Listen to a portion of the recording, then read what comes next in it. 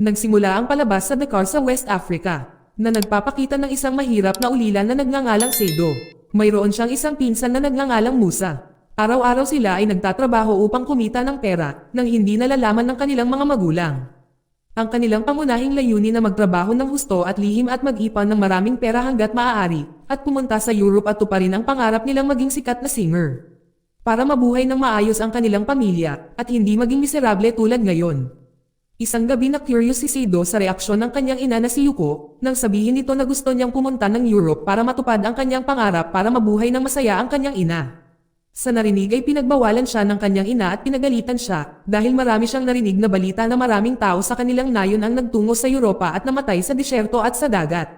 Kinabukasan ay pinagalitan ni Yuko si Musa dahil alam niya na ang dahilan kung bakit gustong pumunta ng anak niya sa Europe ay dahil inimbitahan siya ni Musa. Si Saido ay ayaw magalit ng matagal ang kanyang ina kaya sinabi niya sa kanyang ina na biro lang ang sinabi nito kagabi. Araw-araw pagkatapos nilang magtrabaho si Saido at si Musa ay mahilig magsulat ng lyrics ng kanta at pagkatapos ay kantahin ang kanta sa harap ng kanilang mga kaibigan. Pagkalipas ng 6 na buwan ay, nagkaroon sila ng sapat na pera para pumunta sa Europe. Kaya pumunta sila sa isang lalaking nagngangalang Gisco at humingi ng payo tungkol sa pagpunta sa Europe. Sinabi ni Gisco na hindi sila dapat pumunta sa Europe dahil hindi kasing ganda ng nakikita nila sa TV ang buhay sa Europe. Kung tutusin marami pa rin ang nakatira sa kalye. Nang malaman nila kung ano talaga ang Europe, nagdesisyon si Saido na huwag na pumunta sa Europe. Gayunpaman si Musa ay nagpumilit na pumunta at patuloy siyang kinukumbinsi dahil 6 na buwan silang nagsumikap para kumita ng pera. Kaya nakakahiya kung hindi sila pumunta dahil pinipilit siya ng kanyang kapatid.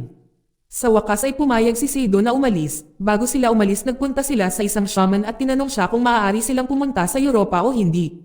Pagkatapos gumawa ng ilang ritual sinabi ng shaman na maaari silang pumunta. Nang malaman ito syempre sila ay napakasaya. Pagkatapos ay nagpunta sila sa isang pilgrimage ng kanilang mga ninuno para sa blessings. Kinabukasan ng hindi alam ng kanilang mga magulang, sina Saido at Musa ay sumakay sa bus. Sa daan kabisado din nila ang mga kanta na kanilang nilikha. Noong dumating sila sa Mali, nagpagawa sila ng mga pasaporte sa halagang $100 bawat tao. Sinabi ng lalaki na kung sila ay tatanungin na ipakita ang kanilang mga pasaporte. Ipapakita na lamang nila ito nang walang sinasabi. At simula ngayon ay Malians na sila, ang pangalan ni Musa ay naging Malot Mara, habang si Saido naman ay naging Salif Bamba. Nang papasok na sila sa Nigeria ay sinuri ng mga border guard ang kanilang mga pasaporte. Si Musa na nagsalita ng marami, ay nahuling nagsisinungaling. Ang mga border guard officers at sa wakas ay napilitan siyang magbayad ng $50 sa halip na makulong. Sa madaling salita nakarating na sila sa Agavas, Nigeria. Doon isang lalaking nagngangalang Uye ang nagalok sa kanila ng sasakyan papuntang ng Libyan Desert na magdadala sa kanila sa Italy na may kasamang bayad na $1,200. Si Saido at Musa ay masayang masaya at agad na tinanggap ang alok. Pagkatapos noon ay dinala sila ni Uye sa shelter at sinabi niya na pagkatapos makakuha ng maraming pasahero ay babalik siya para sunduin sila. Nang gabing iyon ang isang lalaking nagngangalang Canelli ay nagsabi sa kanila na ang disyerto na kanilang pinagdaraanan ay napakadelikado. Dahil maraming mga Libyan mafia na gustong magnakaw. Para panatilihing ligtas ang kanilang pera mula sa mafia kailangan nilang ibalot ang pera nila sa plastic at pagkatapos ay ilagay ito sa kanilang puwitan. Dahil kung nakaimbak sa ibang lugar kung saan man hahanapin ito ng mafia dahil napakatalino nila. Narinig nila ito ay patuloy lang silang tumawa. Kahit na ganon ay naniniwala sila sa sinabi ni Canelli dahil talagang masinsinan at malupit ang mga Libyan mafia. Kinabukasan bago umalis si Musa ay naglagay ng pera na nakabalot sa plastic sa kanyang puwitan, Saido ay hindi napigil ang matawa. Noong hapong iyon ay dinala sila ni Iyoy at ng kanyang mga kaibigan sa disyerto. Matapos maglakbay ng medyo malayo ang sasakyan na sinasakyan ni Saido ay hiwalay na sa iba. Dahil sa lubak-lubak na lupain ay umindayog ang mga pasahero at ang isa sa kanila ay natapon at nahulog mula sa sasakyan. Ang masama pa ay hindi ito pinansin ng driver at patuloy na binilisan ang takbo na ikinatakot ni Saido, kaya kinailangan niyang kumapit ng napakahigpit. Nang makarating sila sa gitna ng disyerto ay ibinaba sila ng malupit na tsuper at sinabihan na ipagpatuloy ang kanilang paglalakbay sa paglalakad kasunod ang lalaking naghihintay doon. Siyempre sobrang naging emosyonal ang mga tao dahil medyo malaki ang binayad nila, kahit galit na galit sila walang nagawa sila kundi sundin ang lalaki. Sa daan si Saido nakita ang ilang mga tao na nakahiga at ito ang nagpasindik sa kanya.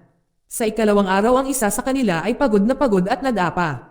Ang mga kasamahan ay walang pakialam maliban kay Saido. Pagkatapos ay ang mabait na Saido ay nagbigay ng tubig na maiinom sa matandang babae. Agad siyang pinagalitan ni Musa dahil kung sila ay maiiwan ng grupo ay maliligaw sila at mamamatay sa gutom. Sa kasamaang palad pagkatapos pinainom ni Sidon ng tubig ang matandang babae ay namatay ito. Si Sidon na napag-iwanan ay pinilit na huwag ilibing ang babae. Noong gabing iyon ay pinigilan sila ng Libyan Mafia at pagkatapos ay kinuha ang lahat ng kanilang pera nang walang pakiramdam ng sangkatauhan. Pagkatapos ay tinipon nila ang mga tao na hindi nakita sa kanilang mga bulsa ang mga pera. Ang mga mafia ay binigyan sila ng inumin dahil alam na ng mafia na may tinatago silang pera sa mga puwet nila. Tapos sinabihan silang tumayo tapos hinanap ng mafia ang pera doon sa dati nilang inuupuan. Pinayagan ng mafia na pumunta ang mga walang pera at ipagpatuloy ang kanilang paglalakbay. Habang ang mga nahuling may dalang pera ay dinala kasama na si Musa. Siyempre nalungkot talaga si Sido at halos hindi siya makapaniwala sa pangyayaring ito. Ngunit sa kasamaang palad si Sido at ang iba pang inaakalang ligtas ay nahuli din pala sila ng Libyan Mafia at pagkatapos ay dinala sa bilangguan upang ipagbili bilang mga alipin. Matapos makulong, isang mahabang buhok na nagngangalang Nunan ang nagsabi sa kanila na ang mga armadong tao ay hindi pulis o army kundi ang malupit nilang Libyan Mafia. Si Nunan ay nagsabi na kung sila ay gusto pa nilang mabuhay noon kailangan nilang sundin ang lahat ng iuutos ng mafia. Dahil kung hindi sila sumunod ay pahihirapan sila ng mafia at hindi man lang magdadalawang isip na patayin sila. Pagkatapos sabihin ito, dinala sila ni Nunan sa isang silid na kadalasang pinapahirapan ang mga bilanggo. Hiniling sa kanila na ibigay ang numero ng telepono ng kanilang pamilya para humingi ng ransom na $800. Ang mga taong gustong magbigay ng mga numero ng telepono ng kanilang pamilya ay sinabihan lumabas. Habang si Sido at iba pa ay pinahirapan dahil ayaw nilang ibigay ang mga numero ng telepono ng kanilang pamilya, ito ay talagang malupit. Ang intensyon nila sa pag-migrate ay kumita ng pera sa paraan ng pagdadala sa kanila at humingi ng ransom. Si Sido ay malata na at bagbog na ang mukha. Ngunit noong mga oras na iyon ay pinainom siya ng isang lalaking nagngangalang Benja Martin. Pagkatapos ay niyakap ni Benja si Sido na nasasaktan. Makalipas ang ilang araw ay dumating ang isang mafia na lalaki at sinabihan ang mga bilanggo na mga karpintero na sumama sa kanya. Hindi lang iyon pinakiusapan din niya ang mga bilanggo na mga builder na sumama dahil sa kasalukuyan ay may mga nangangailangan ng kanilang serbisyo. Sa pagdinig na agad na nagtaas ng kamay si Benja at hiniling kay Sido na sundan siya. Sa labas isang lalaki na nagngangalang Yanan ay nagbook kay Benja para sa 500. Ngunit sinabi ni Benja na hindi siya makakapagtrabaho ng mag-isa kailangan niyang kasama si Sido, buti na lamang at pinayagan ito ng mafia. Nang makarating sa kanilang destinasyon, bago bumaba ng sasakyan sinabi sa kanila ni Yanan na ang trabahong kailangan nilang gawin ay gumawa ng pader sa paligid ng bahay ng kanyang amo. Pagkatapos noon ay binigyan ng maraming pagkain sina Sido at Benja para magkaroon ng sapat na lakas para magtrabaho. Dahil habang nasa kulungan ay bihira silang bigyan ng pagkain. Kapag busog na sila ay nagsimula na silang magtrabaho, kahit na hindi talaga makapagtrabaho si Sido bilang isang builder. Matyaga siyang tinuruan ni Benja para magawa ni Sido ng maayos ang trabaho. Sa hapon pagkatapos ng trabaho, tinanong ni Benja kung alam ba ng tatay ni Sido na pupunta siya sa Europe. Sinagot ni Sido na namatay ang kanyang ama at ang kanyang ina hindi niya alam na pupunta siya kasama ang kanyang pinsan na si Musa. Nang marinig ito tinanong ni Benja kung nasaan na ang pinsan ni Sido. Sinabi sa kanya ni Sido na nahuli ng mafia si Musa noong nasa disyerto sila. Nang marinig na malungkot si Benja, ngunit sinabi ni Sido na sigurado siya na isang araw ay makikita niya si Musa. Isang araw na halos tapos na ang kanilang trabaho ay dumating si Yanan at sinabihan si Benja na gumawa ng fountain tulad ng nasa larawan. Pumayag si Benja at sinabing makakagawa siya ng isang mas mahusay. Sinabi kay Benja na kung talagang makakagawa siya ng mahusay papalayain sila ng kanyang amo sa mafia at bayaran din ang biyahe nila sa Tripoli. Siyempre tuwang-tuwa sina Benja at Sido, naramdaman nila na ngayon ay nagkaroon na ulit sila ng pag-asa. Matapos ang paggawa ng pader, saka sila gumawa ng fountain sa sobrang sigla. Kung makumplito nila ang trabahong ito ng maayos saka sila makakatanggap ng malalaking gantimpala na magiging malaya na sila sa masamang mafia. Bibigyan din sila ng pera para sa mga gastusin sa paglalakbay sa Tripoli. Makalipas ang ilang araw matapos na itayo ni Benja ang fountain. Dumating ang amo ni Yanan nang makita ang magandang fountain ang asawa ng amo ay labis itong natuwa. At sa wakas ay nakalaya sina Benja at Sido sa mafia at binigyan din ng sapat na pera para sa mga gastusin sa paglalakbay sa Tripoli. Pagdating sa Tripoli hinanap ni Sido ang kinaroroonan ni Musa. Nagtanong siya sa mga taong kapareho niya ang kapalaran. Ngunit sa mahabang panahon na paghahanap ay hindi niya mahanap si Musa. Dahil doon ay inimbitahan ni Benja si Sido na pumunta sa Italy.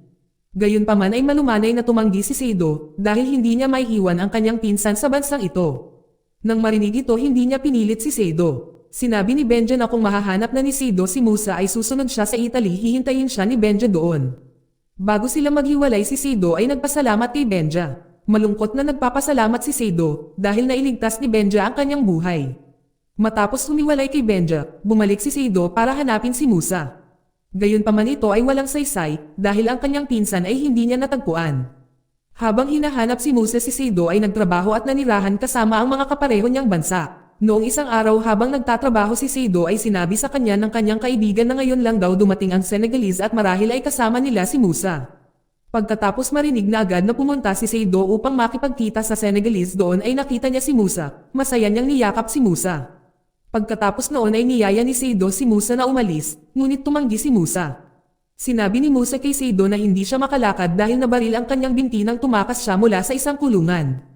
Nalungkot si Sido, si Musa na desperado ay hiniling kay Sido na umuwi sa Senegal. Gayunpaman sinabi ni Sido na hindi dapat sumuko si Musa dahil malapit na sila sa Europe.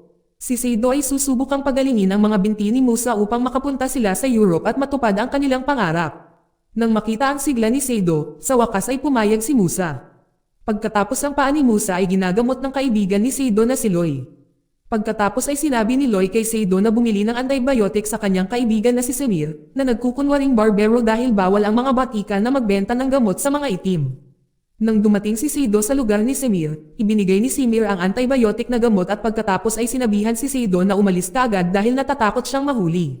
Si Loy nagturok siya ng antibiotic kay Musa, pagkatapos nilinis ni Sido ang katawan ni Musa na napakadumi. Nang gabing iyon sinabi ni Loy kay Sido na ginawa na niya ang lahat para magamot si Musa. Gayunpaman si Musa pa rin kinailangang dalhin sa hospital para maoperahan. Kung hindi mawawalan ng paa si Musa. Nang marinig ang mga salita ni Loy, tinanong ni Sido kung paano madala si Musa sa hospital dahil ayaw nilang tumanggap ng mga pasyenteng may itim na balat. Sa kasamaang palad sinabi ni Loy na hindi niya alam. Pero kahit ano pa man kailangan dalhin si Musa sa hospital. Si Sido ay may 10 araw lang para makahanap ng paraan at kung sa loob ng 10 araw ay hindi pa rin siya nakakahanap ng paraan ay mawawalan ng paa si Musa o maaari siyang mamatay dahil sa impeksyon. Dahil ang hospital ay hindi tumatanggap ng mga itim na pasyente. Kinabukasan pumunta si Sido kay Danam, isang lalaki na may-ari ng barko, at ibinigay lahat ng pera niya para sa mga gastusin sa paglalakbay papuntang Italy. Ngunit sa kasamaang palad ay ibinalik ni Danam ang pera dahil ang lahat ng pera na mayroon si Sido ay hindi sapat kahit para sa isang tao. Dahil dito nalungkot si Sido, sinabi ni Danam kung si Sido at ang kanyang pinsan ay gustong pumunta ng Italy na may ganoong pera. Si Sido ay maging kapitan ng barko, dahil sa walang ibang pagpipilian, si Sido ay pumayag. Kahit hindi niya alam paano mag-pilot ng barko. Pag-uwi niya sinabi ni Sido kay Musa na pupunta sila ng Italy. Tinanong ni Musa kung may pera si Sido pambayad sa travel expenses nila, sinabi ni Sido na wala siyang pera. Pero sinabihan siya ni Danam na maging kapitan ng barko para makapunta silang dalawa sa Italy. Kinabukasan sinabi ni Danam kay Sido kung paano magmaneho ng barko. Sabi ni Danam na anuman ang mangyari sa paglalakbay ay dapat panatilihing zero ni Sido ang compass needle. Dahil ang destinasyon ni Sido ay Italy, sinabi rin ni Danam na mamaya sa paglalakbay ay kailangan ni Sido ng tulong. Kinailangan niyang tawagan ang numero sa cellphone. Nang gabing iyon ay nakaramdam ng pagkabalisa si Sido nang makita niyang napakaraming tao ang gusto niyang isama sa barko. Kaya naman kinaumagahan nakipagkita si Sido kay Danam at sinabi na hindi siya pwedeng maging kapitan sa barko. Dahil napakalaki ng panganib, kaya niyang malunod ang lahat ng tao sa barko. Dahil doon sinabi ni Sido kay Danam na maghanap ng iba na may karanasan. Dahil dito si Danam ay nagalit at itinapon ng kanyang mga tauhan si Sido palabas. Kaya napilitan si Sido na tumulak papuntang Italy. Dahil wala ni isa sa mga kaibigan ni Danam ang nakasakay sa barko nang hindi namamalayan na ibinenta na sa kanila ni Danam ang barko. Habang nasa dagat si Sido ay nakakita ng mga ilaw sa di kalayuan, nang makita ito sina Musa at Sido ay masayang masaya. Dahil akala nila ito ay isang Italian beach. Subalit pagkalapit nila ay wala itong beach kundi isang oil refinery. Kinabukasan nalaman ni Sido na may isang buntis na dinudugo. Dahil dito si Sido ay agad na nakipag-ugnayan sa pinakamalapit na base at sinabi niya na hindi na niya maituloy ang kanyang paglalakbay dahil may isang babae na manganganak. Si Sido ay humingi ng tulong sa lalong madaling panahon. Sinabi ng isang opisyal na agad niyang kontaken ang mga Italian at Maltese Coast Guard upang pumunta doon upang tulungan si Sido. Gayunpaman hanggang gabi ay walang dumating upang tumulong. Sa wakas ay nagpasya si Sido na ipagpatuloy ang paglalakbay at hiniling niya sa Diyos na ang lahat ng naroon ay ligtas na makarating sa Italia. Noong hapong iyon ang pasahero ay nagulat kay Sido na nakatagpo siya ng ilang tao na nagtatago sa silid ng makina. Agad na pumasok si Sido sa loob ng engine room at tinulungang makalabas ang mga taong nanghihina. Matapos na matagumpay na maalis ang mga tao sa makina ay pinainom sila ni Sido ng tubig. Hindi nagtagal ay malapit ng mga anak ang buntis kaya naman magulo ang sitwasyon nang makita ito. Nakaramdam ng inis si Sido at pinaupo silang muli dahil maaring ilagay sa panganib ang buntis. Bago ituloy ang paglalakbay ay hiniling ni Sido na magdasal sila upang ligtas silang makarating sa kanilang destinasyon. Matapos ang nakakapagod na paglalakbay ng ilang araw ay sa wakas ay halos makarating na sila sa baybayin ng Sicily, Italy. Ito ay nagpasya sa kanila, laking pasasalamat din nila sa Diyos na nagligtas sa kanila. Hindi nagtagal may dumating na Sicilian Coast Guard helicopter sa kanila. Sinabi ni Sido na lahat ng pasahero ay ligtas at buhay. Habang lumuluha at nakakaramdam ng pagmamalaki, sinabi ni Sido na siya ang kapitan. Na may labis na paghihirap at pasensya sa wakas ay nakarating siya sa Europa. Dito nagtatapos ang palabas. Salamat sa panonood kaibigan.